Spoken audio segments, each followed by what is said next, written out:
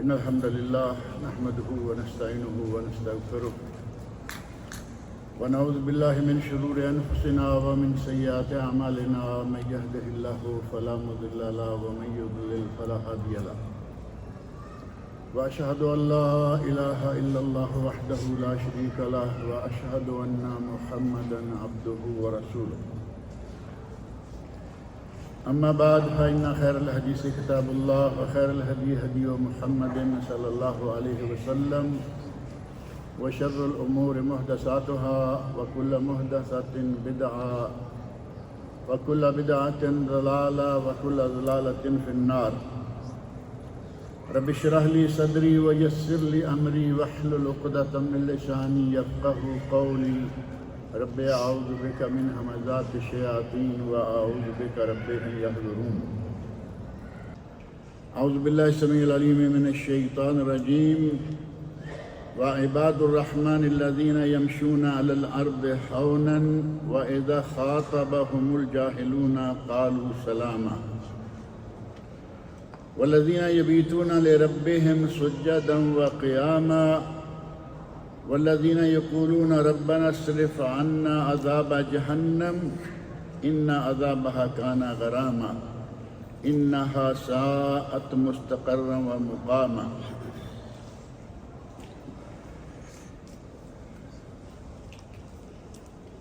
قرآن کریم کو اہل علم نے مضامین کے حساب سے 3 حصوں میں تقسیم کیا ہے۔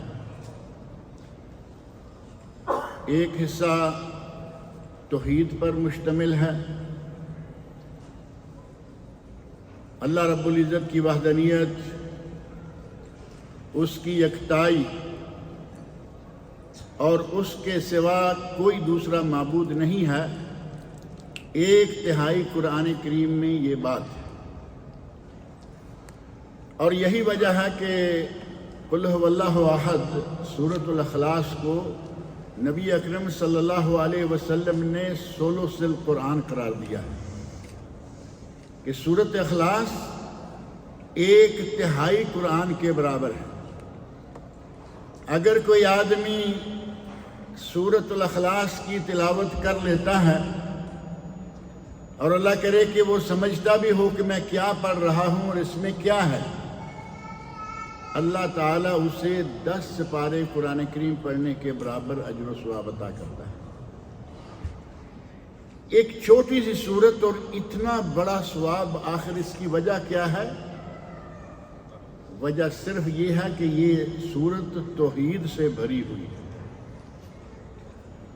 لفظ لفظ میں اللہ رب العزت کی وحدانیت اور اس کی توحید مذکور ہے۔ یہی وجہ ہے کہ اسے ثلث القرآن قرآن کریم کا 1/3 قرار دیا گیا۔ اور دوسرا حصہ ہے ایام اللہ، تاریخ، امتوں کی تاریخ، نبیوں کی تاریخ، قوموں کی تاریخ، بنی نوع انسان کی تاریخ، واقعات اور قصص۔ اور تیسرا حصہ ہے احکام کا، نماز، روزہ، حج، زکوٰۃ وغیرہ جو احکام ہیں، اور اس کے ساتھ ہی اسلام کے جو مختلف شعبے ہیں ان میں سے ایک شعبہ ہے اخلاقیات، عبادات، سیاسیات، معاشیات، اخلاقیات اور عقائد، غیبیات۔ اور غیبیات و توحید کے بعد جو بہت زیادہ تاکید کی گئی ہے وہ ہے حسن اخلاق۔ نبی اکرم صلی اللہ علیہ وسلم فرماتے ہیں اقرب الناس مجلسا یوم القیامہ، اقرب الناس منی مجلسا یوم القیامہ احاسنکم اخلاقا۔ قیامت کے دن میرے قریب تین بیٹھنے والا وہ ہوگا جو سب سے زیادہ اخلاق والا ہوگا۔ قریب ترین مجلس اسے ملے گی۔ اور قرآن کریم کے مختلف مقامات کا آپ مطالعہ کریں تو آپ کو قدم قدم پر، صفحہ صفحہ پر اخلاقی ہدایات ملیں گی۔ اور اگر کبھی مسلمان قرآن کریم کے بتائے ہوئے اخلاقیات اور نبی اکرم صلی اللہ علیہ وسلم کے سکھلائے ہوئے اخلاقیات پر عمل کر لیں تو یہ معاشرہ بہت خوبصورت ہو جائے گا۔ نہ دلوں میں میل، نہ دلوں میں ایک دوسرے کے خلاف نفرت، نہ دلوں میں حسد، نہ بغض، نہ حقد، کوئی چیز نہ رہے، دل صاف ہوں ایک دوسرے کے بارے میں اور پیار و محبت ہو، معاشرہ انتہائی خوبصورت ہو۔ اللہ رب العزت نے سورۃ الحجرات میں بہت ساری باتیں بیان فرمائی ہیں۔ اخلاقی معاملات اور معاشرتی معاملات سورۃ الحجرات بری ہوئی ہیں۔ آداب الہی سورۃ الحجرات میں، آداب نبوی سورۃ الحجرات میں، آداب زندگی سورۃ الحجرات میں۔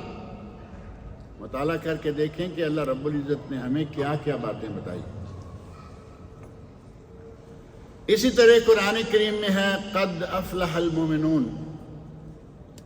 معروف ہے نا، قد افلح المومنون، فلاح پا گئے وہ مومن۔ کون؟ آگے اللہ رب العزت نے پھر اخلاقیات کا سبق دیا کہ جن میں یہ بھی ہے، یہ بھی ہے، یہ بھی ہے۔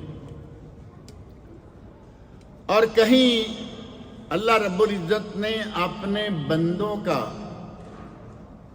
اللہ کے بندے ہونا ہم سب کی خواہش ہے نا کہ ہم اللہ کے بندے بنیں۔ اللہ کو ماننا ساری دنیا مان رہی ہے، حتیٰ کہ کافر بھی اللہ کو مانتے ہیں۔ مشرکین مکہ اللہ کو مانتے تھے، توحید ربوبیت کے قائل تھے، کہتے تھے کہ اس زمین و آسمان کو، اس کائنات کو اللہ نے بنایا ہے اور وہی چلا بھی رہا ہے۔ لیکن چونکہ مشرک تھے، بارش کے لیے اور خدا، فلاں کام کے لیے اور خدا، وہ بھی کھاتا کھول رکھا تھا۔ لیکن بنیادی طور پر وہ مانتے تھے۔ قرآن کریم میں اللہ رب العزت فرمایا کہ اگر آپ ان سے پوچھیں کہ یہ زمین و آسمان کس نے بنائے، سیقولون اللہ، تو کہیں گے کہ اللہ نے۔ مشرکین مکہ بھی خدا کو، مشرکین مکہ بھی اللہ کو مانتے ہیں۔ ساری دنیا اللہ کو مانتی ہے لیکن اللہ کی نہیں مانتی، یہ بڑا معاملہ ہے۔ اللہ کو مانتے ہیں لیکن اللہ کی نہیں مانتے۔ اللہ رب العزت نے اپنی کتاب بھیجی، اس میں احکام ہیں، اوامر ہیں، نواہی ہیں۔ اوامر ہیں کہ کیا کرنا ہے، اور اس میں نواہی ہیں کہ کن چیزوں سے بچنا ہے، ڈوز اینڈ ڈونٹس، دونوں چیزیں موجود ہیں۔ یہ کرو فلاح پا جاؤ گے، یہ نہ کرو نجات پا جاؤ گے۔ ہمیں اللہ رب العزت نے بہت ساری چیزیں بتائیں، لیکن کہتے ہیں کہ تمہیں تو مانتے ہیں لیکن تیری مانیں گے اپنی مرضی کی۔ مسلمان کا یہ حال ہے یا نہیں آج؟ اللہ کو تو مانتے ہیں لیکن اللہ کی نہیں مانتے۔ اللہ رب العزت نے اپنے بندوں کے اوصاف، میں نے سورۃ الفرقان کی 2 آیات پڑھی ہیں، اور ان سے آگے بھی اللہ رب العزت نے اپنے بندوں کے اوصاف، بندوں کے اخلاق بیان فرمائے کہ اس کے بندے کون ہیں۔ ہر کوئی یہ کہتا ہے کہ میں اللہ کا بندہ ہوں، لیکن اگر ان آیات کو اپنے سامنے معیار بنا کر اپنے گریبان میں جھانکے تو اسے پتہ چل جائے گا کہ میں اللہ کا بندہ ہوں یا نہیں۔ اور یہاں بھی بندوں کا اخلاق کیسا ہونا چاہیے، بندوں میں کون سے اوصاف ہونے چاہیے، اور اگر وہ اوصاف ہوں تو پھر وہ اللہ کا بندہ ہے، ورنہ وہ اللہ کا بندہ نہیں ہے۔ اللہ رب العزت ارشاد فرماتے ہیں وَعِبَادُ الرحمن، اللہ کے بندے وہ ہیں الَّذِينَ يَمْشُونَ عَلَى الْأَرْضِ هَوْنًا، جو زمین پر بڑی نرمی سے چلتے ہیں۔ زمین پر بڑی نرمی سے چلتے ہیں۔ اب یہ نرمی سے چلنا کیا ہے؟ قرآن کریم نے ہی دوسرے مقام پر اس کی بھی وضاحت فرما دی کہ زمین پر نرمی سے کیسے چلا جائے گا۔ اللہ رب العزت نے فرمایا وَلَا تَمْشِ فِي الْأَرْضِ مَرَحًا، زمین پر اکڑ کر نہ چلو۔ اکڑ کر نہ چلو تو دوسرا شکل کیا ہوگی؟ نرمی سے چلو۔ اکڑ کر زمین پر نہ چلو، اور ساتھ ہی فرمایا اِنَّكَ لَن تَخْرِقَ الْأَرْضَ وَلَن تَبْلُغَ الْجِبَالَ طُولًا، اکڑ کر چلو گے زمین پر، زور زور سے پاؤں مارو گے، لن تخرق الارض، تم زمین کو تو نہیں پھاڑ دو گے، اور اگر گردن کو بڑا اکڑا کے چلو گے کیا ہوگا؟ لن تبلغ الجبال طولا، آپ پہاڑوں کی بلندی تک نہیں پہنچ جاؤ، وہی 5، 5.5، 5.25، 6 فٹ، اس سے زیادہ نہیں ہو پاؤ گے۔ یہ ہے معنی وَعِبَادُ الرَّحْمَنِ الَّذِينَ يَمْشُونَ عَلَى الْأَرْضِ هَوْنًا، اللہ کے بندے وہ ہیں جو زمین پر نرمی سے آہستگی سے چلتے ہیں۔ اور ساتھ ہی فرمایا وَإِذَا خَاطَبَهُمُ الْجَاهِلُونَ قَالُوا سَلَامًا، زندگی میں آدمی کو ہر طرح کے لوگوں سے واسطہ پڑتا ہے، کبھی کبھی کسی ایسے آدمی سے واسطہ پڑتا ہے کہ آپ اس کو قرآن سنا رہے ہیں، وہ گرم ہو رہا ہے، تجربہ تو ہوا ہی ہوگا نا۔ کل مجھ سے کسی نے سوال پوچھا کہ ہم کسی کو دعوت دیتے ہیں، کتاب اللہ اور سنت رسول کی دعوت دیتے ہیں، اور اگلا نہ صرف یہ کہ دعوت قبول نہیں کرتا، بگڑتا ہے اور دشمن ہو جاتا ہے، ایسے آدمی کے بارے میں کیا کیا جائے؟ ایسے لوگوں کے لیے اللہ رب العزت نے ہمیں بہترین نسخہ بتایا ہے کہ اگر کہیں ایسا آدمی آ جائے، آپ کا واسطہ کسی ایسے آدمی سے پڑ جائے جو جاہل ہے اور جہل مرکب میں مبتلا ہے۔ کچھ لوگ جاہل ہوتے ہیں اور انہیں پتہ ہوتا ہے کہ ہم جاہل کو گالی تو نہیں ہے نا، جاہل سے مراد یہ لا علم۔ ایک آدمی کو علم نہیں اور اسے اعتراف ہے کہ مجھے علم نہیں، اس جہالت اور اس لا علمی کو برا قرار نہیں دیا گیا۔ کیوں؟ کیونکہ کسی نے بات پوچھی کہ بھائی یہ بات تو وہ کہے کہ مجھے معلوم نہیں۔ اب کیا ہوگا؟ کسی نے سوال پوچھا ہے، کل کو بھی کوئی پوچھے گا، یہ آدمی کوشش کرے گا کہ میں اس سوال کا جواب تلاش کر لوں۔ عالم ہے، نیم ملا ہے، چاہے کچھ بھی ہے، اس کی کوشش ہوگی کہ میں یہ سیکھ لوں۔ یہ ہے جہل بسیط، جہالت ہے لیکن معمولی ہے، اسے اعتراف ہے کہ مجھے علم نہیں ہے۔ اور دوسرا ہے جہل مرکب، ہے بھی جاہل اور اسے اقرار بھی نہیں کہ میں جاہل ہوں، ان پڑھ نہیں، پڑھا لکھا ہے، علوم دینیہ سے ناواقف ہے، لا علم ہے، اسی کو جاہل کہا گیا۔ جاہل ہے لیکن اسے یہ اعتراف نہیں کہ میں جاہل ہوں۔ آپ کبھی بھی کوئی مسئلہ پوچھیں، دینی ہو دنیاوی ہو، جواب تیار ہے، آپ کو خالی ہاتھ نہیں جانے دے گا، ادھر سے ادھر سے کوڑیاں ملا کے اس کی جیب بھرے گا اور جاؤ۔ خود بھی گمراہ ہے اور دوسروں کو بھی گمراہ کر رہا ہے، اور آج یہ مسئلہ بہت شروع ہو گیا۔ نبی اکرم صلی اللہ علیہ وسلم نے ارشاد فرمایا، اللہ رب العزت دنیا سے علم کو یہ نہیں کرے گا کہ دلوں سے ہی کھینچ لے، بلکہ علماء کو اٹھا لے گا۔ جب علماء اٹھ جائیں گے تو پیچھے کیا بچے گا؟ پیچھے بچیں گے غیر عالم، اور اس وقت عالم بھی نہیں ہوگا اور اپنے آپ کو مفتی کہلائے گا، فتوے دے گا، خود گمراہ ہے اور دوسروں کو گمراہ کرے گا۔ قیامت کی نشانیوں میں سے نبی اکرم صلی اللہ علیہ وسلم نے یہ نشانی بیان فرمائی۔ اور اگر آپ کا دین کے ساتھ، اہل دین کے ساتھ، علم کے ساتھ اور اہل علم کے ساتھ تعلق ہے، خاص طور پر اہل علم کے ساتھ کچھ تعلق ہے، تو آپ یقیناً جانتے ہیں کہ روزانہ دوسرے دن بڑے بڑے علماء کی وفات کی خبریں آ رہی ہیں۔ حقیقت ہے یا نہیں؟ ایک آدمی کو اپنی دنیا کے سوا کوئی اور فکر ہی نہیں تو اسے نہیں معلوم ہوگا کون فوت ہو رہا ہے، کون کیا ہو رہا ہے۔ اسے یا سیاست معلوم ہے یا دنیا معاشیات معلوم ہے کہ میں کمانا کیسے ہے۔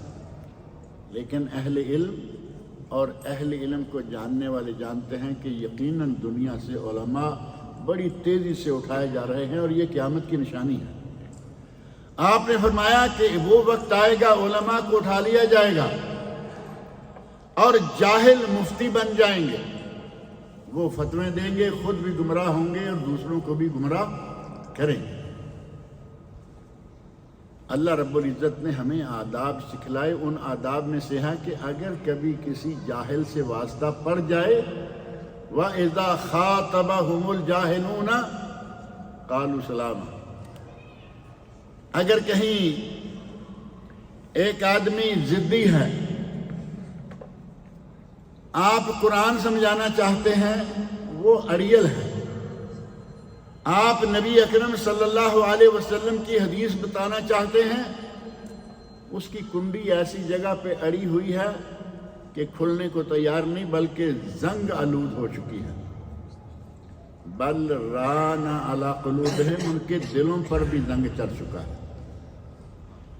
ایسے آدمی کو آپ بات کریں گے، آپ سمجھانا چاہیں گے، وہ گلے پڑے گا، یہ کرے گا، وہ کرے گا، جیسے ہی دیکھیں کہ اس میں سمجھنے کی صلاحیت نہیں بلکہ شیطان اس کے دماغ پر کھیل رہا ہے اور یہ الٹا گرم ہو کے، ناراض ہو کے لڑائی کی طرف آ رہا ہے، قالوا سلاما، اللہ نے فرمایا کہ اللہ کے بندے وہ ہیں کہ ایسے آدمی سے واسطہ پڑ جائے تو سلام کرتے ہیں اور اپنا راستہ لیتے ہیں۔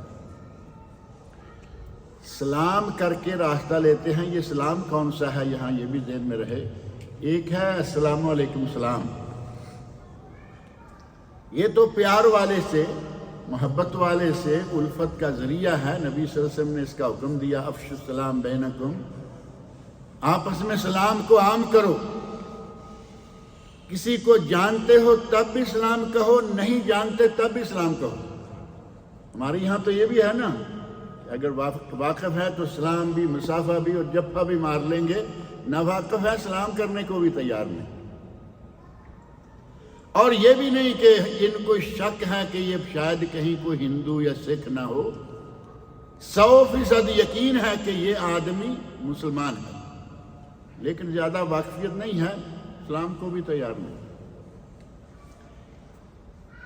یہ جو اللہ رب العزت نے یہاں فرمایا کہ قالوا سلاما، تو وہ سلام کہتے ہیں اور نکل جاتے ہیں، یہ ہے سلام متارکہ، اسے کہا جاتا ہے سلام متارکہ، یعنی ترک کر دینا اس جھگڑے کو، لڑائی کو، اس کے ساتھ زیادہ سینگ نہیں پھسائیے، یہ ماننے کو تیار نہیں۔ اب آپ اپنی قوت یہاں ضائع نہ کریں، یہ ضدی ہے، اکڑ ہے، آپ سلام کیجئے، نکل جائیے، یعنی ٹھیک ہے بھائی تم جانو اور تمہارا کام جانو۔ دو صفتیں، پہلی کون سی؟ الذین لا یمشون علی الارض ہونا، الذین یمشون علی الارض ہونا، وہ لوگ جو زمین پر نرمی سے، آرام سے چلتے ہیں۔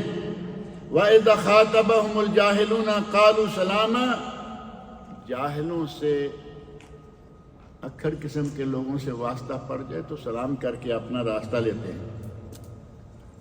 وَالَّذِينَ يَبِيتُونَ لِرَبِّهِمْ سُجَّدًا وَقِيَامًا، یہ کافی ساری تفصیلات ہیں، مختصر سا میں ان کا تذکرہ 12-13 ایسے اوصاف ہیں جو اللہ رب العزت نے عباد الرحمن کے اوصاف گنائے۔ وَالَّذِينَ يَبِيتُونَ لِرَبِّهِمْ سُجَّدًا وَقِيَامًا، اللہ کے بندے وہ ہیں جو راتیں اپنے رب کے سامنے قیام، سجدہ اور رکوع میں گزارتے ہیں۔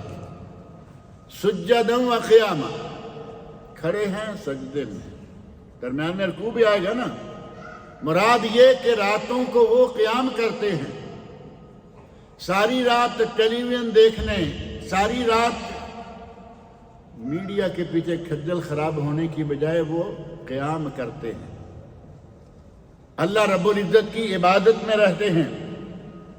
سجدا و قیاما، وہ یا سجدے میں ہیں یا قیام میں ہیں. والذین یقولون ربنا اصرف عنا عذاب جہنم، اور وہ بندے ہیں جو دعا کرتے رہتے ہیں، ربنا اصرف عنا، اے ہمارے رب ہم سے عذاب جہنم کو دور کر دے. ربنا اصرف عنا عذاب جہنم ان عذابها کان غراما، اے اللہ جہنم کے عذاب سے ہمیں بچا لے، کیونکہ جہنم کا عذاب تو چمٹ جانے والا ہے، لازم ہو جانے والا ہے، ذلیل و خوار اور انتہائی دردناک ہے. قیام کریں گے، رات کو اللہ کے سامنے کھڑے ہوں گے، یہ دعائیں مانگیں گے، اللہ کے بندوں کی یہ صفت ہے.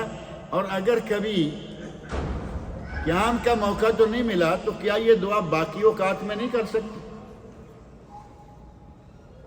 اپنی نمازوں میں یہ دعا کیجئے، اپنے سجدوں میں دعا کیجئے، دن کو رات کو جب چاہیں دعا کیجئے. بعض لوگوں نے بہت زیادہ مشہور کر رکھا ہے، اور یہ ان باتوں میں سے ہے جو ہمارے پاک و ہند کی پیداوار ہیں. کہتے ہیں کہ جو قرآن کریم میں دعائیں آئی ہیں وہ آپ نماز میں نہیں کر سکتے، نہ تحیات کے بعد کر سکتے ہیں، نہ سجدے میں کر سکتے ہیں، کیونکہ یہ قرآن ہے.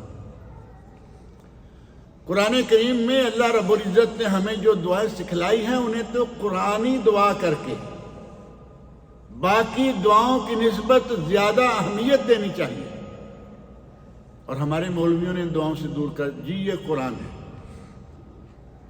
اب آپ سب اس بات کو سمجھ سکتے ہیں کہ اگر آدمی سجدے میں کہہ رہا ہے ربنا اصرف عنا عذاب جہنم ان عذابها کان غراما، کیا یہ آدمی تلاوت کر رہا ہے یا نہیں؟ نبی اکرم صلی اللہ علیہ وسلم نے یہ ارشاد فرمایا ہے، اس میں کوئی شک نہیں، الا انی نہیت ان اقرأ القرآن راکعا او ساجدا، خبردار مجھے اس بات سے روکا گیا ہے کہ میں رکوع میں یا سجدے میں قرآن پڑھوں. اور یہاں کیا ہے؟ دعا ہے، ربنا اصرف عنا، ربنا ظلمنا انفسنا وان لم تغفر لنا، ربنا آتنا فی الدنیا حسنہ. قرآن کریم میں کتنی دعائیں ہیں.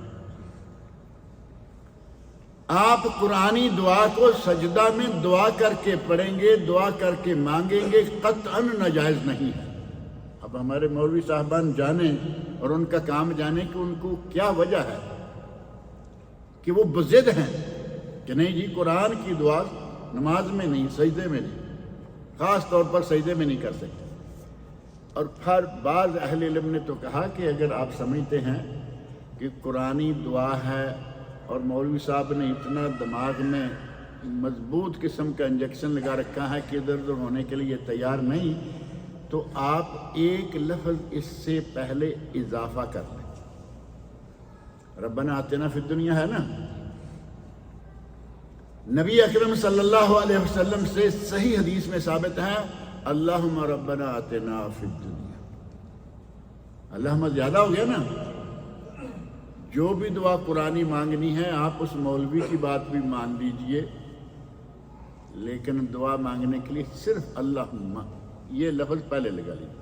جہاں جہاں اگر پہلے اللہم موجود ہے ربنا لگا لیجئے، ربنا موجود ہے اللہم لگا لیجئے.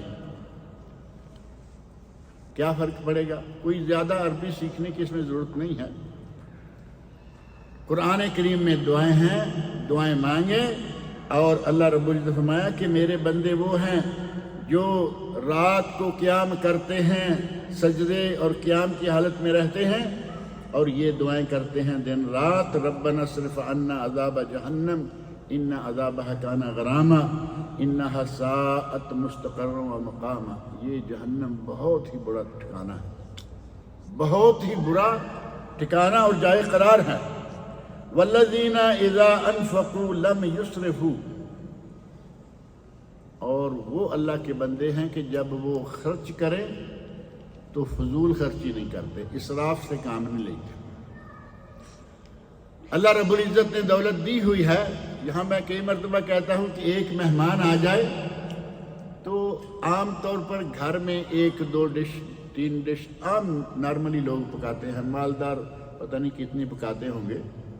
مہمان آ گیا ہے، آپ کی روزانہ کی 2 ڈشیں ہیں 3 ڈشیں ہیں، چلیے مہمان کی عزت اکرام جو واجب ہے، 1 ڈش اور اضافہ کر لیجیے۔ اب ایک مہمان ہے اور ایک عام ہے اور پورا کچن بھرا ہوا ہے اس کے کھانے کے لیے، ٹیبل پہ بھی سارا لا کے رکھ دیا جائے گا۔ بلکہ بعض جگہ بعض گھروں میں تو ایسا ہے کہ وہ بوفے سسٹم جو ہے نا، ایک مہمان 2 مہمان آئے، گھر میں بوفے سسٹم، لائن لگی ہوئی ہے کھانوں کی، جو چاہے جا کے لے کے آ جائے۔ ایک گھر والا 2 3 4 گھر والے ہو گئے، ایک مہمان۔ یہ اسراف ہے، یہ اسراف ہے، فضول خرچی ہے۔ اللہ رب العزت فرماتے ہیں کہ میرے بندے وہ ہیں کہ جب والذین اذا انفقوا لم یسرفوا، جب خرچ کریں تو فضول خرچی سے کام نہیں لیتے، ولم یقتروا، اور بخیلی سے بھی کام نہیں لیتے۔ اب یہ بھی نہیں کہ مہمان آیا تو اس کو دال ہی پکا کے کھلانی ہے، تو ہم اکثر سبزی دال کھاتے ہیں، اس کو بھی وہی کھلائیں، اس کا اکرام کیجئے۔ دال روٹی آپ کھاتے رہتے ہیں، مہمان آ گیا ہے، چلیے آگے پیچھے نہ صحیح کبھی کبھار مہمان کی وجہ سے اچھا کھا لیجئے، اچھی بات۔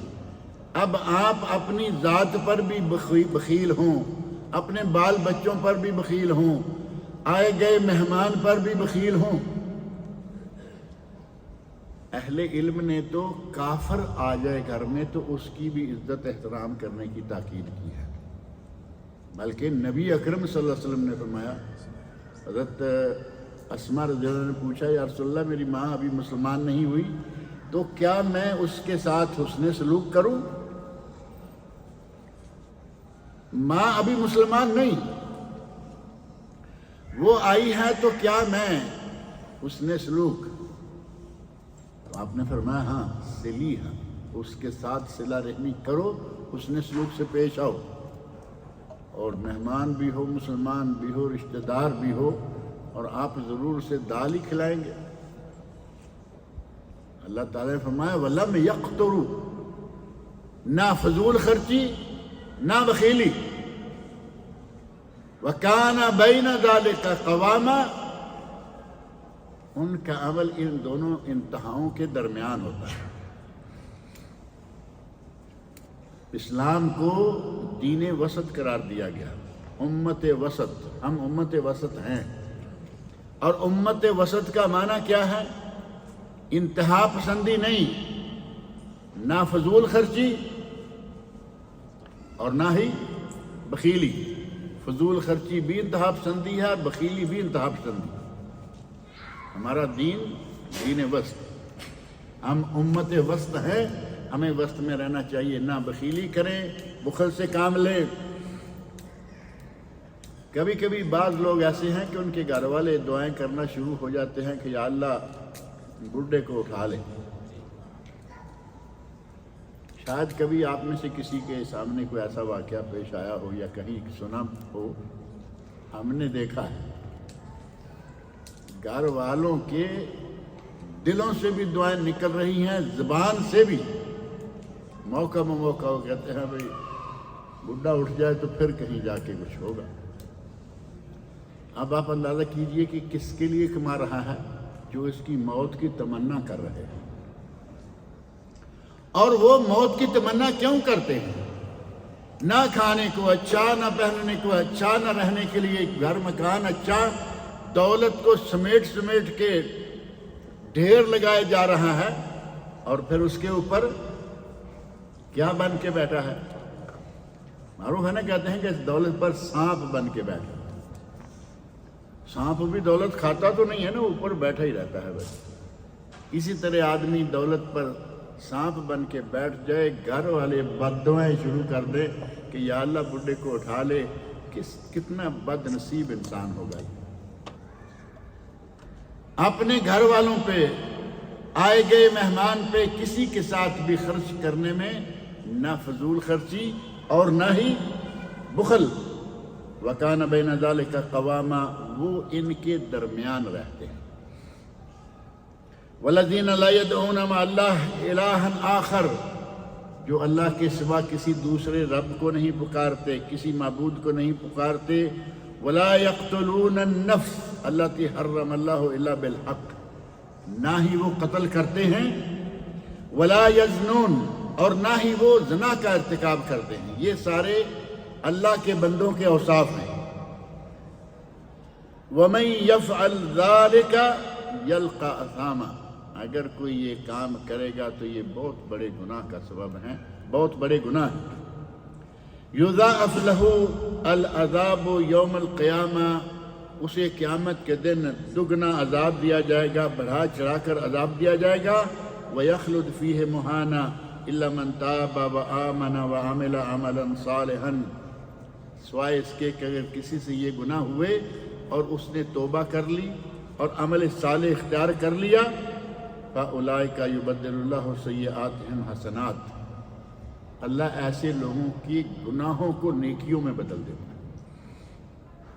یہ بھی اللہ رب العزت کی کتنی بڑی رحمت ہے کہ کیے ہوئے گناہ تھے لیکن توبہ کر لی سچے دل سے، سچی توبہ نصوح، اور توبہ کرنے کے بعد عمل صالح۔ اب یہ نہیں کہ توبہ کی اور پھر وہی ڈگر، توبہ کی اور عمل صالح کا آغاز کر دیا۔ پہلے اس نے لاکھوں گناہ کیے ہیں، اللہ لاکھوں نیکیوں میں بدل دے گا۔ یہ قرآن کریم ہے، کسی کا فتویٰ نہیں کہ غلط بھی ہو سکتا ہے۔ قرآن کریم اللہ رب العزت فرما رہے ہیں فَأُولَئِكَ يُبَدِّلُ اللَّهُ سَيِّئَاتِهِمْ حَسَنَاتٍ، اللہ ان لوگوں کی جتنی بھی برائیاں اور گناہ ہیں انہیں نیکیوں میں بدل دے گا۔ وَكَانَ اللَّهُ غَفُورًا رَحِيمًا، اور اللہ بڑا غفور رحیم۔ وَمَن تَابَ وَآمَنَ وَعَمِلَ عَمَلًا فَإِنَّهُ يَتُوبُ إِلَى اللَّهِ مَتَابًا، جو آدمی توبہ کر لے اور عمل صالح سر انجام دینا شروع کر دے، فَإِنَّهُ يَتُوبُ إِلَى اللَّهِ مَتَابًا، وہ صحیح معنوں میں توبہ بھی کی، عمل صالح بھی اختیار کیا، تو یہ صحیح معنوں میں توبہ ہے۔ وَالَّذِينَ لَا يَشْهَدُونَ الزُّورَ، ایک بات یہ ہے کہ اللہ کے بندے وہ ہیں جو جھوٹی گواہی نہیں دیتے۔ جھوٹی گواہی، یہاں سلسلہ شروع کر لیا ہمارے لوگوں نے۔ آپ کے علم میں ہے کہ میرا تعلق کورٹ سے ہے، یہاں سلسلہ شروع ہے، اور ہمارے لوگوں میں خاص طور پر، چونکہ ہم پہلے سے عادی ہیں، بچپن سے دیکھتے آ رہے ہیں کہ گواہی کیا ہے۔ ہمارے کوٹ کچہری میں عموماً باہر کچھ لوگ کندھے پہ کپڑا رکھا ہوا ہے، بڑے مزے سے بڑا اسپیشل سوٹ ووٹ پہنا ہوا، صاف ستھرے، کوٹ کے ارد گرد کھڑے ہیں، چکر لگا رہے ہیں کسی ایڈوکیٹ کے پاس۔ وہاں تو ایڈوکیٹ پتہ ہے نا، چھوٹی چھوٹی جگہ بنی ہوئی ہیں، جیسے یہاں ٹائپسٹ ہوتے ہیں نا جو عادت وغیرہ کے ارد گرد، کسی کے دفتر کہہ لیں، دفتر کے آگے پیچھے اندر بیٹھے ہیں، اور مطالبہ کیا ہے؟ اگر کسی کو گواہی چاہیے تو حاضر۔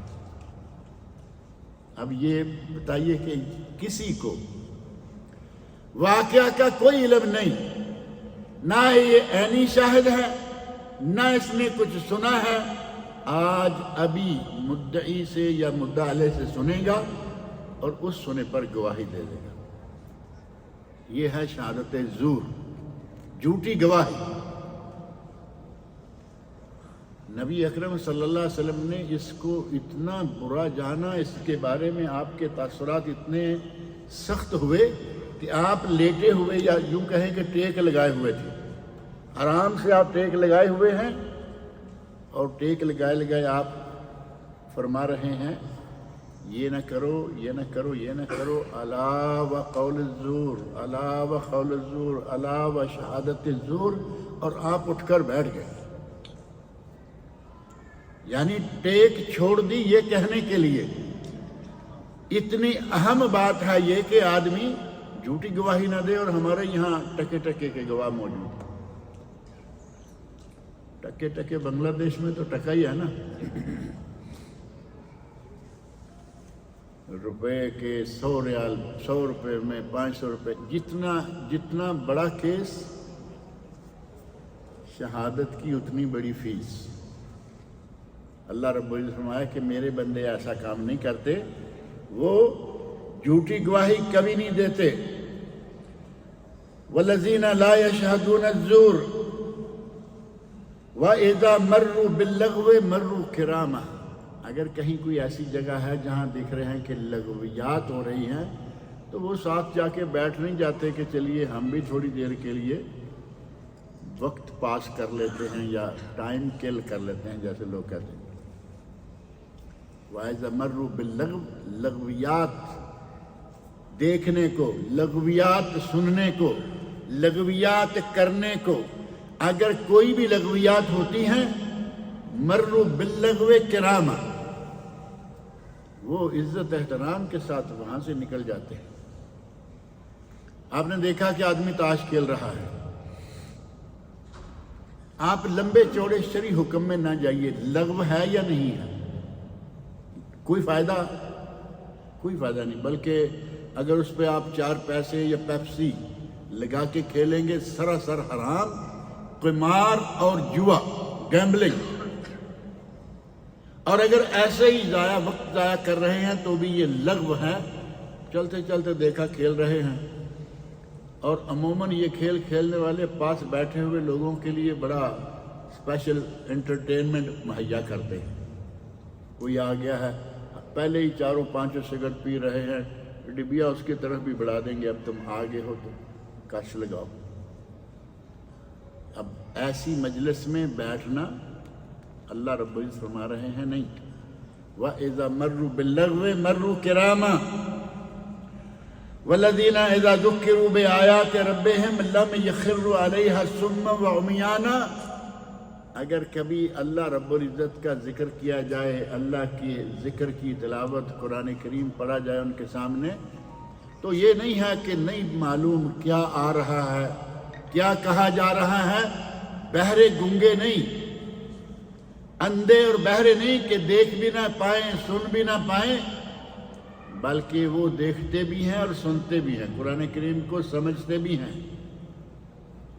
بلا وجہ ایسے ہی سجدے میں نہیں گر جاتے کہ قرآن پڑھا جا رہا ہے اس لیے سجدے، سمجھ کر۔ اب قرآن کریم میں سجدے ہیں نا، کتنے؟ 14 نہیں، ایسے تو نہیں کرے نا، 15 ہیں یا 14 ہیں؟ 15 ہیں۔ 15 سجدے ہیں جو صحیح حدیث کی روح سے 15 ہیں۔ اور یہ بات میں کبھی کبھی کرتا رہتا ہوں کہ ہمارے یہاں پاک و ہند میں، خاص طور پر بنگلہ دیش میں بھی یقیناً ہوگا، لیکن وہاں کے لوگ ہمارے ساتھ زیادہ اٹیچ نہیں ہوتے، وہاں بھی ماحول یہی ہوگا کہ اگر کسی مسئلے میں فقہ کی کتاب ہو، احکام کی کتاب ہو، اور کسی مسئلے کے ساتھ لکھ دیا جائے نا، عندنا، ہمارے نزدیک، ہمارا فتویٰ یہ ہے، فقہ حنفی کی کتاب ہے، لکھا ہوا ہے عندنا، ہمارے نزدیک،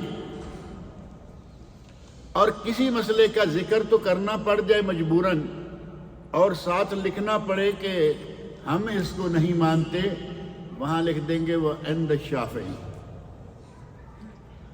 آپ دیکھیں گے کہ بر صغیر پاک و ہند میں فقہ حنفی کی کتابوں میں اگر کہیں وہ عند الشافعی لکھا ہے، ہمارے یہاں کبھی اس پہ عمل نہیں ہوگا۔ شافعی مسلمان نہیں تھے رحمت اللہ علیہ، امام شافعی کی بات کر رہا ہوں، مسلمان تھے نا، عالم تھے یا نہیں، امام بھی تھے یا نہیں، 4 مشہور اماموں میں سے ایک طرف کہیں کہ چاروں امام برحق ہیں، یہ تو بڑا ہی مشہور جملہ ہے نا۔ پہلے یہ کہا گیا کہ حق 4 ائمہ میں منحصر ہے، یعنی ان 4 ائمہ کے باہر حق ہے ہی نہیں۔ اگر کوئی چاروں میں سے کسی ایک کا مقلد نہیں تو وہ گویا کہ مسلمان ہی نہیں۔ یہ بات کہی گئی اور کچھ لوگوں نے کہا کہ کیا کہہ رہے ہو، کہاں جا رہے ہو؟ ان 4 ائمہ کے بعد تو بڑے بڑے ائمہ دوسرے ہیں، انہی کے لیول کے، بس ان 4 کی فقہ مدون ہو گئی، انہی کے لیول کے بڑے بے شمار دوسرے ائمہ ہیں۔ اب ان کو کیا کہو گے کہ وہ بھی حق پر نہیں ہے؟ پھر یہ جملہ بدلا گیا اور کہا گیا کہ 4 ائمہ برحق ہیں۔ اب 4 ائمہ برحق ہیں اور کہا جائے یہاں سجدہ ہے عند الشافعی اور اس کو چھوڑ دیا جائے، یہ سجدہ کہاں ہے بھلا؟ دوسرا سجدہ جس کو ہم نہیں مانتے یہ سورۃ الحج میں، پاکستان انڈیا کے تاج کمپنی، یہ کمپنی وہ کمپنی کی چھپے ہوئے قرآن کریم دیکھنا، عند الشافعی لکھا ہوگا، ہمارے یہاں کوئی یہاں سجدہ کرنے کو تیار نہیں، جبکہ نبی اکرم صلی اللہ علیہ وسلم نے صحیح حدیث کی روح سے یہاں سجدہ کیا۔ اب عند الشافعی کہہ دینے سے کیا وہ سنت سے نکل جائے گا؟ اللہ کے نبی نے کیا، اب عند الشافعی نہیں بلکہ یہ سنت ہے، کرنا چاہیے۔ ہمارے یہاں بس اتنا ہی کافی ہے، حنفی اور شافعی یا پھر سنی اور وہابی قرآن کریم پڑھے، صحیح بخاری مسلم کی احادیث بیان کرے اور ساتھ والے کے کان میں کہہ دیں کہ یہ وہابی ہے، بیٹھا رہے گا لیکن اندر ہی اندر جلتا بھنتا کرتا کہ یہ وہابی ہے۔ یہ ہمارے یہاں بات کو سمجھنے کی بجائے ہم نے اپنی پارٹیاں بنا رکھی ہیں، سیاسی پارٹیاں بھی ہیں اور ہماری دینی پارٹیاں بھی ہیں۔ اگر ہمیں کتاب اللہ اور سنت رسول مل جائے تو جہاں سے ملے آمنا و صدقنا، اور اگر کبھی کوئی بات میں نہیں بے شمار علماء کہیں کہ یہ بات قرآن و سنت کے خلاف ہے تو وہ بات ماننی چاہیے، وہ فقہ شافعی میں ہو، حنبلی میں ہو، مالکی میں ہو، حنفی میں ہو، وہ کسی بھی فقہ میں ہو، وہ نہیں ماننی چاہیے، کیونکہ کثیر علماء کہہ رہے ہیں کہ یہ قرآن و سنت کے خلاف ہے۔ اور یہ کوئی انکشاف نہیں، ہمارے یہاں چونکہ پاک و ہند میں فقہ حنفی مروج ہے، فقہ حنفی کی کتابوں میں 600 مسائل ایسے ہیں، 600 مسائل فقہ حنفی کے جو کتاب اللہ اور سنت رسول کے خلاف ہیں، لیکن شافعی کا لفظ آ گیا، صحیح حدیث کو بھی چھوڑنے کے لیے تیار ہے۔ حقیقت الفقہ نام کی کتاب ہے، مولانا محمد یوسف جے پوری رحمہ اللہ، جے پور راجستھان میں ہے غالباً، اور اسی طرح مولانا ابو الحسن سیالکوٹی رحمہ اللہ الظفر المبین، دونوں کتابیں ان مسائل کو دلائل کے ساتھ اور کتابوں کے حوالوں کے ساتھ ذکر کیا کہ یہ مسئلہ اس فقہ میں ہے اور قرآن و سنت کے خلاف۔ اب میں بضد ہو جاؤں کہ نہیں چونکہ میں ہوں اس لیے میں یہ باتیں نہیں مانوں گا، تو گویا کہ اس آدمی نے اپنا دین آہستہ آہستہ ضائع کر لیا۔ ائمہ 4 علی الراس والعین، 4 کی عزت، 4 کا احترام، 4 کے علم سے فائدہ اٹھانا، لیکن اگر کوئی بات آ گئی ایسی، جب امام ابو حنیفہ رحمۃ اللہ علیہ جیسے عظیم انسان یہ کہہ جائیں اذا صح الحدیث فہو مذہبی، اے میرے ساتھیوں شاگردوں، جب صحیح حدیث آ جائے تو میرا مذہب وہ ہے۔ اب کیا کریں گے؟ صحیح حدیث کہہ رہی ہے کہ یہاں سجدہ ہے۔ امام ابو حنیفہ رحمہ اللہ کا مسلک اصولاً یہی ہوگا نا، لیکن ہم کہتے ہیں کہ وہ کہہ گئے ہیں، ہم ماننے والے کہاں ہیں؟ والذین یقولون ربنا هب لنا من ازواجنا وذریاتنا قرۃ اعین واجعلنا للمتقین اماما، بہت بہترین دعا ہے یہ۔ اللہ کے بندے وہ ہیں جو یہ کہتے ہیں، یہ دعا کرتے ہیں، ربنا هب لنا من ازواجنا وذریاتنا، اے اللہ ہمیں ہماری بیویوں اور ہماری اولاد کے ذریعے ہمیں ہماری آنکھوں کی ٹھنڈک عطا فرما۔ یہ دعا بال بچے والا مانگے تو بیویاں اور بچے آ گیا نا، تو کنوارا کیا کرے؟ اس کی تو بیوی ابھی ہے نہیں، اسے چاہیے کہ وہ زیادہ دعا مانگے تاکہ اسے بیوی مل جائے، بیوی سے آنکھوں کی ٹھنڈک مل جائے۔ ہمارے طالب علم کے زمانے میں ایک صاحب تھے، وہ دعا کروایا کرتے تھے، یعنی آئے تو کہا شفا بھائی میرے لیے دعا کرو۔ ہاں بھائی کیا دعا کرنا ہے؟ دعا کرو کہ اللہ تعالیٰ میرے والد کو بہو عطا فرمائے۔ دعا کرو کہ اللہ تعالیٰ میرے والد کو بہو عطا فرمائے۔ دعا صحیح ہے یا نہیں؟ اسی طرح اگر آپ یہ دعا مانگتے ہیں، کنوارا آدمی یہ دعا مانگے ربنا هب لنا من ازواجنا وذریاتنا قرۃ اعین واجعلنا للمتقین اماما، اے اللہ ہمیں اپنی بیویوں اپنی اولادوں کے ذریعے آنکھوں کی ٹھنڈک عطا فرما۔ کنوارا ہے تو اللہ بیوی بھی دے گا، اور شادی شدہ ہے اللہ بچے بھی دے گا، بچوں والے ہیں تو اللہ بیوی بچوں سے آنکھوں کی ٹھنڈک بھی عطا کرے گا۔ اولئک یجزون الغرفہ بما صبروا ویلقون فیہا تحیۃ وسلاما، فرمایا یہ لوگ ہیں، یہ 13 صفات اللہ نے بیان فرمائی، اور فرمایا کہ یہ لوگ ہیں جن کو اللہ تعالیٰ جنت میں اعلیٰ مقام عطا کرے گا، جنت میں انہیں اعلیٰ مقام ملے گا۔ اسی طرح اخلاق و آداب کے ضمن میں ہی کچھ باتیں اور بھی ہیں۔ ہمیں دعوت و ارشاد کے میدان میں کام کرنے کا اگر اللہ تعالیٰ موقع دے، اور یہ کام کرنا چاہیے یا نہیں، ہم نے یہ سمجھا ہوا ہے کہ یہ مولویوں کا کام ہے، مولوی جانے اور یہ دعوت و ارشاد جانے، جبکہ آپ کے علم میں ہے سعودی عرب میں یہ کام باقاعدہ منسٹری کے لیول پر کیا جاتا ہے، دعوت و ارشاد کا۔ ہر بندہ دائی ہے، ہر بندہ دائی ہے، جسے بھی صحیح طور پر قرآن کریم کی ایک آیت آتی ہے وہ آگے بڑھائے، صحیح طور پر ایک حدیث رسول کا علم ہے اسے آگے بڑھائے، صحیح طور پر ایک مسئلہ بھی آتا ہے تو وہ آگے کرے، لیکن مسئلہ آگے کرے قرآن و سنت کے مطابق۔ یہ مسئلہ نہ پھیلائے کہ یہ امام شافعی کا ہے اور یہ فلاں کا ہے، یہ فلاں کا ہے۔ کتاب و سنت سے اگر فائنل طے ہے، علماء نے کہا کہ کتاب و سنت اس کے موافق ہیں، اس مسئلے کو آگے پہنچائے، یہ ہمارا ہر کسی کا فرض ہے۔ اور دعوت کے میدان میں کام کرنے والوں کے لیے چند چیزیں جو بہت مفید ہیں، ان میں سے ایک یہ ہے کہ آدمی دعوت کے میدان میں کام کرے اور جب وہ اٹھے تو ایسے پتہ چلے کہ یہ کسی جہاد پہ کھڑا، لوگوں کو یہ اتنا گرم باتیں، اتنی گرم انداز سے یہ نہ ہو، بلکہ فرمایا گیا ہے کہ آدمی جب دعوت و ارشاد کا کام کرے تو حکمت سے ادعو الی سبیل ربک بالحکمہ والموعظۃ الحسنہ، لوگوں کو اللہ کی راہ کی طرف بلاؤ، دعوت دو، بالحکمہ، حکمت و دانائی سے، یہ نہیں کہ ڈنڈے کے زور پہ منانا چاہو۔ اللہ نے تو نبی صلی اللہ علیہ وسلم سے فرما دیا لست علیہم بمسیطر، اے میرے نبی تو ان پر داروغہ نہیں ہے کہ ان کو تم بند رکھے گا، اپنی مرضی سے چلائے گا۔ وما علی الرسول الا البلاغ، رسول پر پہنچانا ہے، منانا نہیں، چچا نہیں مانا۔ اور کہاں جانا ہے ہم نے؟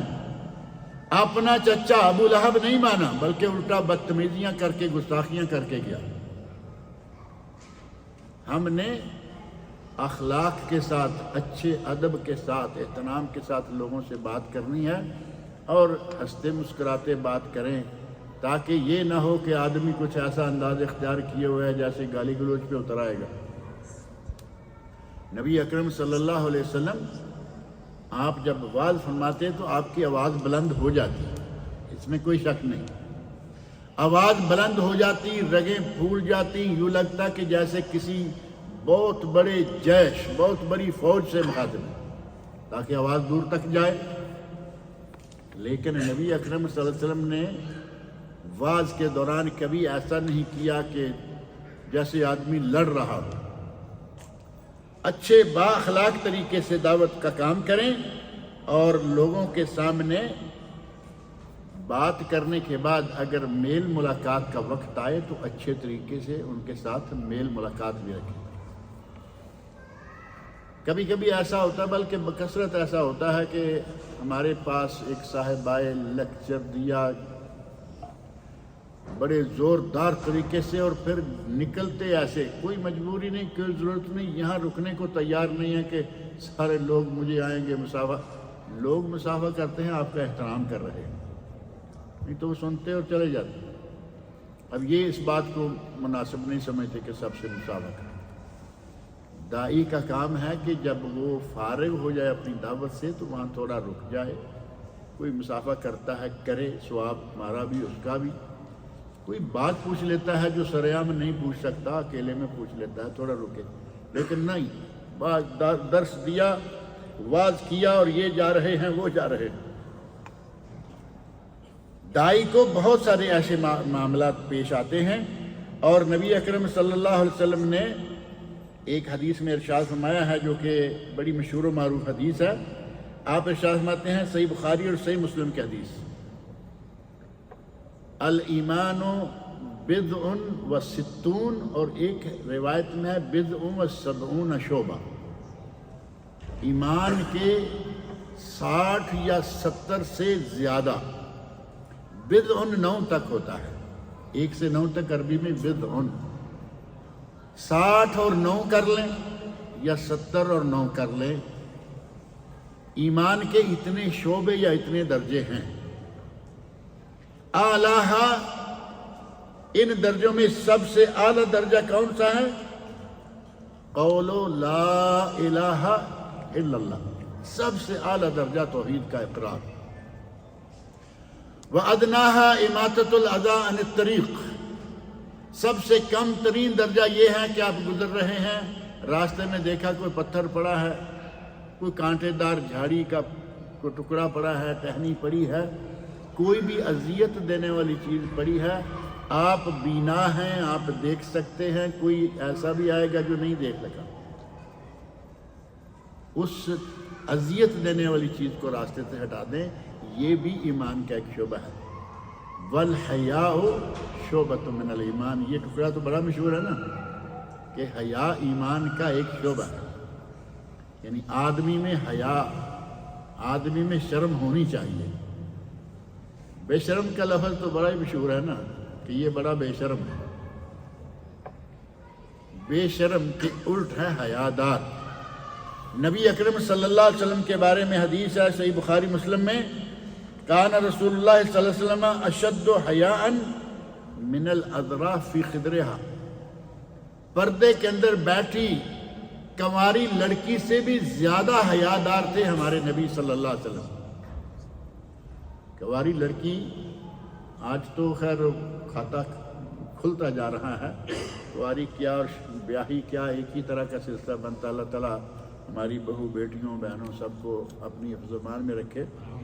میڈیا نے لوگوں کو پردے سے نکال دیا ہے، خدرے ہاں کہ پردے کے اندر بیٹھی کنواری لڑکی سے بھی زیادہ حیادار۔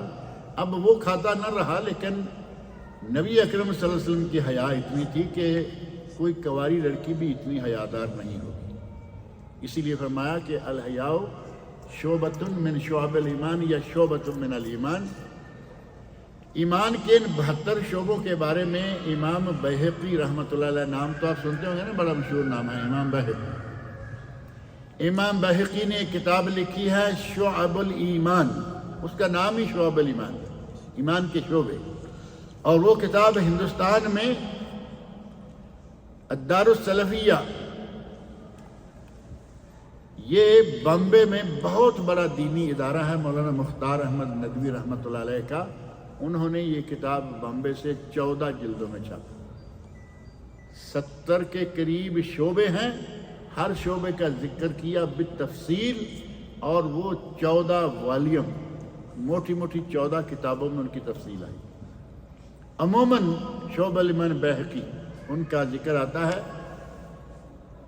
ہمیں مختصر نبی اکرم صلی اللہ علیہ وسلم نے یہ بتا دیا، اعلیٰ شعبہ لا الہ الا اللہ، ادنیٰ شعبہ اماطۃ الاذی عن الطریق، راستے سے اذیت ناک چیز کو ہٹانا، والحیاء شعبۃ من الایمان، اور حیا جو ہے وہ ایمان کے شعبوں میں سے ایک شعبہ ہے۔ اور اسی طرح نبی اکرم صلی اللہ علیہ وسلم نے ہمیں جو اخلاق اور آداب سکھلائے ہیں، ان میں سے اگر آدمی صحیح معنوں میں ادب، بنیادی چیزوں میں اپنے ادب کا خیال رکھے گا تو اس کا مقام مرتبہ جو ہے وہ بھی لوگوں کی نظر میں بھی یقیناً اچھا ہو جائے گا۔ ایک آدمی کھانا کھانے بیٹھا، پہلی بات یہ ہے کہ ہاتھ دھونے کی پرواہ نہیں، جہاں جیسا بھی ہے کھانا شروع کر دیا۔ ہمارے یہاں عموماً یہ بھی کہا جاتا ہے، کہتے ہیں جی ہمارے ہاتھ صاف ہیں، ہمارے ہاتھ صاف ہیں، میں تو ابھی نماز پڑھ کے آیا ہوں۔ اب نماز پڑھی تھی ٹھیک ہے، نماز کے لیے پاکیزگی اور چیز ہے اور ہاتھوں کا صاف ہونا اور چیز ہے۔ آپ نے نماز پڑھی معذرت کے ساتھ، اور اس کے بعد آپ کو کہیں ادھر ادھر خارش ہوئی، خارش کر رہے ہیں، کئی لوگوں کو تو بڑے زور سے ناک میں انگلی چڑھائے دیکھا گیا۔ مجھے ایک منظر بہت یاد آتا رہتا ہے، اللہ تعالیٰ معاف کرے۔ ایک صاحب کوئی بڑی اچھی بات کہہ رہے ہیں، ایسے بعض لوگ نا میڈیا میں کوئی چھوٹا سا کلپ ڈال دیتے ہیں، بڑی اچھی بات کر رہے ہیں، لیکن اس بات کے دوران انہوں نے میرا خیال ہے کم از کم اتنی انگلی اپنے ناک کے اندر ڈال دی، ایسے گھمایا اور نکالا۔ اب یہ کام تھوڑا بعد میں بھی ہو سکتا تھا، اب بعد میں کہے کہ میں تو ابھی نماز پڑھ کے درس دے کے آیا ہوں اور کھانا بھی شروع ہو جائے، بات ہے یا نہیں کوئی؟ نبی اکرم صلی اللہ علیہ وسلم نے کھانے سے پہلے ہاتھ دھونے کی تاکید کی، اور ایک ادب یہ سکھلایا۔ حضرت عمر بن ابو سلمہ، ام سلمہ رضی اللہ عنہا ہے نا نبی صلی اللہ علیہ وسلم کی بیوی، ان کا ایک بیٹا، ان کا نام عمر ہے۔ یہ چھوٹے تھے، بچے تھے جب نبی صلی اللہ علیہ وسلم کے گھر میں آ گئے، کیونکہ نبی صلی اللہ علیہ وسلم نے نکاح کیا حضرت ام سلمہ رضی اللہ عنہا سے۔ یہ بچے تھے، آگے کھانا کھانے لگے تو کہتے ہیں کہ میرا ہاتھ کبھی ادھر کبھی ادھر کبھی ادھر جا رہا تھا۔ اب دیکھا کہ بڑی ٹرے میں کھانا آ گیا، یہاں تو بڑی ٹرے معروف ہے نا، 5 7 10 لوگ کھانا کھاتے ایک ٹرے میں۔ دیکھا بوٹی ادھر ہے، ادھر سے چھین کے لے آیا، کھینچ کے لے آیا۔ اب یہ ادب جو ہے یہ اسلامی ادب نہیں ہے۔ آپ کے آگے جو کچھ ہے وہ آپ کے سامنے رکھ دے۔ آپ دیکھیں گے کہ عربوں میں یہ رواج ہے کہ آپ ان کے ساتھ کھانا کھا رہے ہیں، بوٹیاں توڑ توڑ کے آپ کے سامنے جمع کرتے جائیں گے، اپنے آگے سے بھی ادھر سے بھی، کیونکہ وہ گھر والا ہے۔ لیکن ہم بوٹی کے پیچھے بھاگتے پھریں، یہ صحیح نہیں ہے۔ حضرت عمر کہتے ہیں کہ میرا ہاتھ کھانے میں ادھر ادھر جا رہا تھا تو نبی اکرم صلی اللہ علیہ وسلم نے فرمایا یا بنیا، ایک روایت میں یا غلام سم اللہ، بیٹا سب سے پہلے بسم اللہ کہو، یعنی کھانا کھانے سے پہلے بسم اللہ کہو۔ وَكُلْ بِيَمِينِكَ، اپنے دائیں ہاتھ سے کھاؤ۔ ہم تو دائیں بائیں دونوں سے کھاتے ہیں نا، یا کھاتے ہیں یا پیتے ہیں، دائیں میں سینڈوچ، بائیں میں 7 اپ، پیپسی، یہ وہ جو کچھ بھی ہے دونوں سے کھا رہے ہیں، جبکہ نبی صلی اللہ علیہ وسلم فرمایا فَإِنَّ الشَّيْطَانَ يَأْكُلُ بِشِمَالِهِ وَيَشْرَبُ بِشِمَالِهِ، شیطان بائیں ہاتھ سے کھاتا پیتا ہے۔ ہمیں اس کی پرواہ نہیں ہے شیطان کیا کرتا ہے، شیطانی فعل سر انجام دیں گے، پرواہ نہیں۔ فرمایا کل بیمینک، اپنے دائیں ہاتھ سے کھاؤ، وکل مما یلیک، اور اپنے آگے سے کھاؤ۔ یعنی ٹرے پہ، سارے ٹرے پہ نظر نہیں رکھنی چاہیے، اپنے آگے کے حصے پہ نظر رکھیں، یہی کافی ہے۔ اسی طرح نبی اکرم صلی اللہ علیہ وسلم نے فرمایا نہا رسول اللہ صلی اللہ علیہ وسلم عن النفخ فی الطعام والشراب، کھانا گرم ہے انتظار نہیں کریں گے، شروع ہو جائیں گے اور پھر بوٹی اٹھائیے پھونکے مارے، تھوڑا صبر کر لے، وہ تو ٹھنڈی ہو ہی جائے گی، لیکن اب بوٹی سامنے آ گئی تو صبر کہاں آئے گا۔ کھانے پینے کے آداب ہمیں نبی اکرم صلی اللہ علیہ وسلم نے سکھلائے ہیں جو آدمی کی شخصیت پر اثر کرتے ہیں، اثر انداز ہوتے ہیں، شخصیت معلوم ہو جاتی ہے۔ فرمایا کہ اپنے کھانے میں اور اپنے پینے میں، مشروب میں، ان میں پھونک نہ مارو۔ سنن ابن ماجہ اور مسند امام احمد بن حنبل رحمہ اللہ کی حدیث ہے جو کہ سند کے اعتبار سے صحیح ہے۔ اور فرمایا ولا یتنفس فی الاناء، برتن میں سانس مت لو۔ اب پانی پینے لگے، گلاس پیالہ کچھ بھی ہے، پیالے میں دودھ پیتے ہیں نا عموماً لوگ، پیالہ اٹھایا ہوا ہے اور جب تک یہ فارغ نہیں ہو جائے گا اس کو منہ سے نہیں ہٹائے گا، تو کیا یہ ایک سانس میں پی گیا؟ نہیں، یہ سانس لیتا رہا ہے لیکن اسی جگہ۔ نبی اکرم صلی اللہ علیہ وسلم نے اس سے منع فرمایا، پیو 2 4 6 گھونٹ پی لیے ہیں، سانس لو، منہ ہٹا لو پیچھے۔ اگر اس ادب پر ہم تھوڑا سا غور کریں، جیسے میں نے پہلے کہا نا کہ وہ ناک میں انگلی ڈالنے والا، اگر تھوڑا سا غور کریں تو نبی اکرم صلی اللہ علیہ وسلم نے کتنا زبردست ادب سکھایا ہے کہ آپ اس طرح پی رہے ہیں، برتن بڑا ہے اور آپ نے ایک ہی گھونٹ میں آدھا پیا، جتنا پیا دوسرے کو بھی پینا ہے۔ مسلمان تو ایک دوسرے کا جھوٹا میٹھا نہیں سمجھتے نا، دوسرے کو بھی پینا ہے، لیکن یہاں صورتحال یہ ہے کہ اس کے پینے کے بعد آگے والے کا جی نہیں چاہ رہا، کیونکہ شان شان شان شان یہ پینے کے دوران ہی کرتا آ رہا ہے۔ کیا معلوم ہے کہ کسی کے دل میں نفرت آ جائے کہ یہ اس کی سانسیں گر رہی تھی اس میں، اور وہ بھی ناک کے ذریعے۔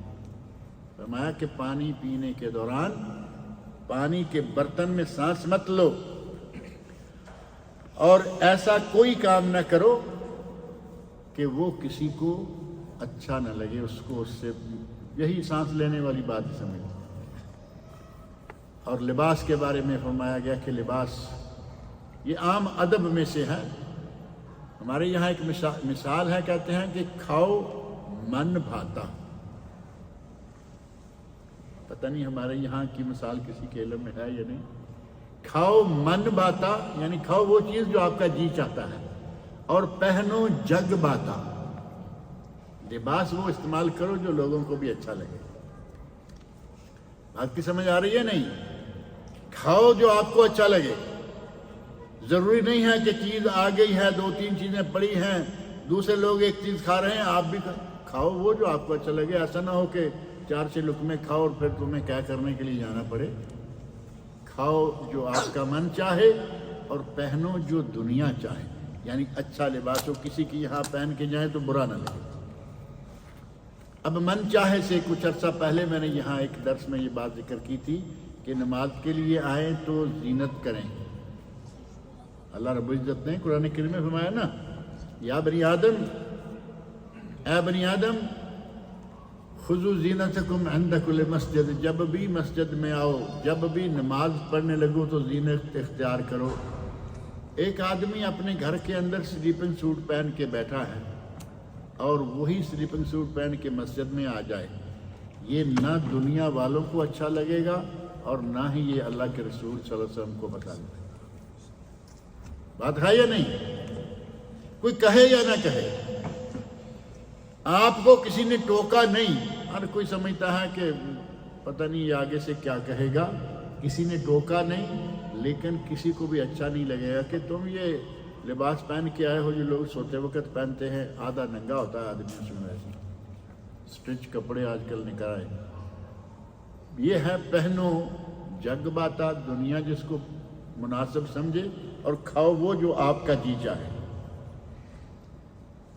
اسی طرح اگر ایک آدمی کو اللہ تعالیٰ کہیں بات کرنے کا موقع دے دے، مجلس میں بیٹھے ہوئے ہیں، آداب مجلس کے ضمن میں یہ بات آتی ہے کہ آپ کو بات کرنے کا موقع مل گیا ہے تو اچھی بات کریں، اچھی بات کہیں یا پھر خاموش رہیں۔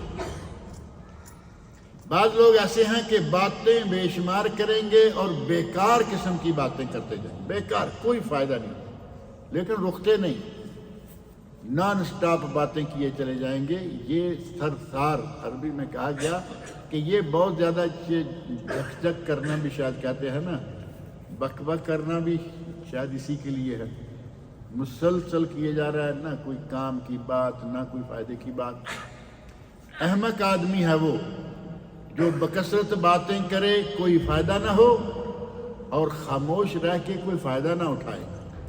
وہ خاموش ہو جائے گا، ہو سکتا ہے کہ دوسرا کوئی آدمی بہت اچھی گفتگو کرے گا، اچھا اس سے کوئی نہ کوئی فائدہ اٹھا لے گا، لیکن یہ ایسا نہیں کریں گے۔ اور اسی وجہ سے بعض دفعہ اس کا جو اصل ہے وہ لوگوں کے سامنے آ جاتا ہے کہ یہ کتنے پانی میں ہے۔ کبھی کبھی آدمی کی زبان جو ہے وہ اس آدمی کو ننگا کر دیتی ہے۔ آدمی بیٹھا ہوا ہے، اچھا لباس ہے، شمار ہے، ٹوپی ہے، جیسا جیسا جہاں کا لباس ہے، وہ بڑا معزز آدمی لگ رہا ہے، لیکن بات شروع کر دی، اور بات جیسے میں نے عرض کیا، کوئی کام کی بات نہیں ہے، کوئی عقل کی بات نہیں ہے۔ باتیں کرتے کرتے ایسی پوزیشن ہو جائے گی کہ ہر آدمی جو پہلے اسے بڑے احترام سے دیکھ رہا ہے، اب کیا ہوگا؟ چاہیں گے کہ یا اللہ اس کا زبان بند کر، کم از کم اب تو یہ رک جائے۔ یقین مانیں کہ ہمارے بچپن کے زمانے کی بات ہے، ہمارے ایک گاؤں میں تھے بزرگ، گزار فوت ہو گئے ہیں، وہ سنایا کرتے تھے کہ ایک جگہ کسی جیسے شادیوں پہ جاتے ہوئے بعض دفعہ لوگ اکٹھے ہوتے ہیں، پاک و ہند کا ماحول ایک تھا۔ کہتے ہیں کہ ہم لوگ شادی پر تھے اور درمیان میں یہاں کہیں رکے، ایک سکھ بھی شادی میں شامل تھا۔ سکھ ہندو مسلمان شادیوں میں مل کے، آج بھی میرا خیال ہے انڈیا میں ہندو لوگ آتے ہیں مسلمانوں کی شادیوں میں، اور وہ بلاتے ہیں مسلمانوں کو، یہ ایک الگ تعلق ہے۔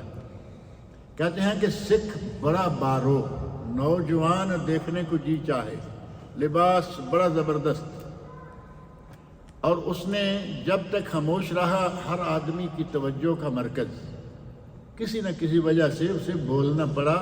کہتا ہے کہ تھوڑی دیر اس نے باتیں کی، اتنی باتیں اور ایسی باتیں کی کہ تھوڑی دیر تک ہی، زیادہ دیر نہیں لگی، لوگوں نے اس کو اتنا رگیدا کہ اس بیچارے کا یوں کہیں کہ پتا پانی ایک کر دیا۔ صرف اس کی زبان سے جو باتیں ہیں وہ بیکار قسم کی، فضول قسم کی، تکلیف دہ قسم کی نکلی۔ عقل کی بات نہ ہوگی تو آپ کے کپڑے، آپ کا لباس کوئی کام نہیں دے گا، آپ کا جسم بہت بڑا ہے، بیکار۔ عقل کی بات ہے تو اسی میں خیر ہے۔ اللہ رب العزت سے میری دعا ہے کہ اللہ رب العزت ہمیں اچھے اخلاق اختیار کرنے کی توفیق عطا فرمائے۔ اور سب سے پہلے میں نے یہی بات ذکر کی تھی کہ نبی صلی اللہ علیہ وسلم فرماتے ہیں کہ سب سے قریب جنت میں میرے پاس وہ ہوگا جو زیادہ اچھے اخلاق والا ہوگا۔ اللہ تعالی ہم سب کو نیک عمل کی توفیق عطا فرمائے۔